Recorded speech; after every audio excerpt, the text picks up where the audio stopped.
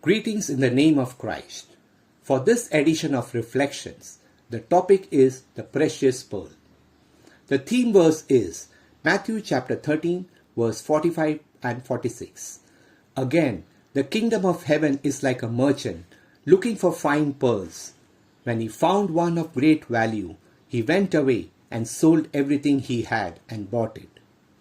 The Bible reference is from the Gospel of Matthew, chapter 13, verse 45 to 46. The parable of the precious pearl is recorded in the Gospel of Matthew, chapter 13. While in Galilee, seeing the large crowd of people standing on the shore, Jesus got into a boat and spoke to them, teaching them through a series of parables.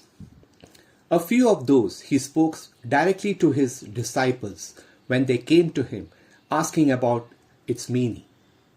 One of them is recorded in the same chapter and is as short as 2 verses about a precious pearl. Yes, a parable of just 2 verses. When a merchant looking to buy fine pearls finds one of great value, he is immensely impressed by it. He instantly goes away to sell all his assets, practically all that he had. He returns with the sale proceeds to buy that one pearl which he considered the most precious. He considered it so precious that he had to have it.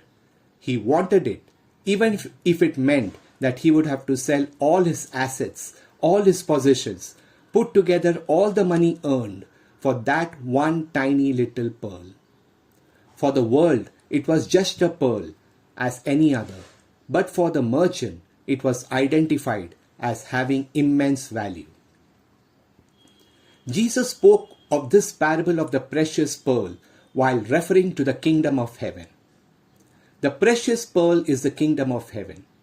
The merchant is someone who longs for the kingdom of heaven, and when he finds it, he considers it so valuable that he is prepared to sacrifice everything in order to possess it.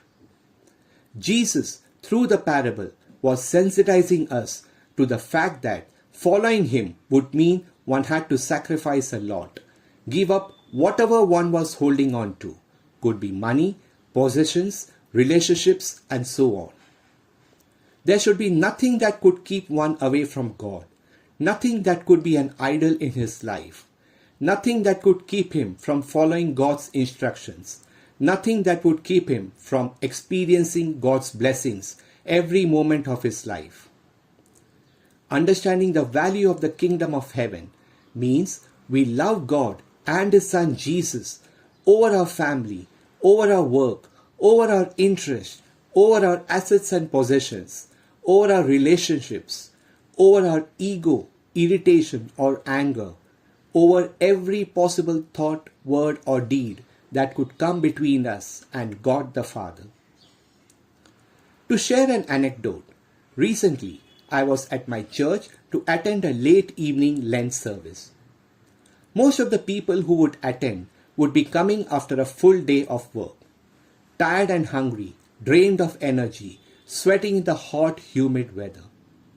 It was interesting to see one particular family interacting in the waiting area in the few minutes before the start of the service.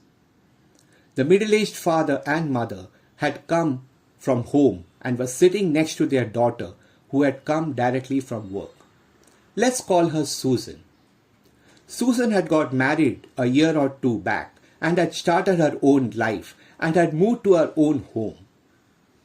The parents had come prepared with snacks for Susan and were feeding her.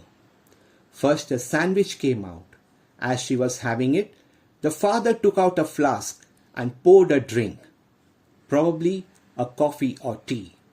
He was holding it for her so that she would have it when she wanted it. There was more if she wanted. The sandwich, as I got to know later, was made of particular ingredients as Susan was allergic to a few elements. Her parents had made to order only for their daughter Susan. They were beside her till she finished, oblivious to those around them, until they were contented that Susan had her hearts full of refreshments. It was truly happy and heartening to see this scene unfolding, and was repeated on multiple days that she would come in. In fact, it seemed the father was more adoring of the two and concerning for his daughter's well-being, not to take anything away from the mother. Both of them were just doting on their daughter. Once a daughter, always a daughter is what I thought. That's the pearl that Jesus was referring to in this parable. To love God the Father irrespective of our circumstances, time or place. To have fellowship with Him at all times. To wait on Him always. To have Him beside us all the time. In conclusion, Jesus said in Matthew 26 verse 24, "If anyone wants to come after me, he must deny himself, take up his cross and follow me." This is possible only if we, like the merchant in the parable, are ready to forego everything for that one precious pearl. Can we, in today's time of temptations, money is supreme philosophy, and political and economic turbulence, do what the merchant did, all for the glory of God?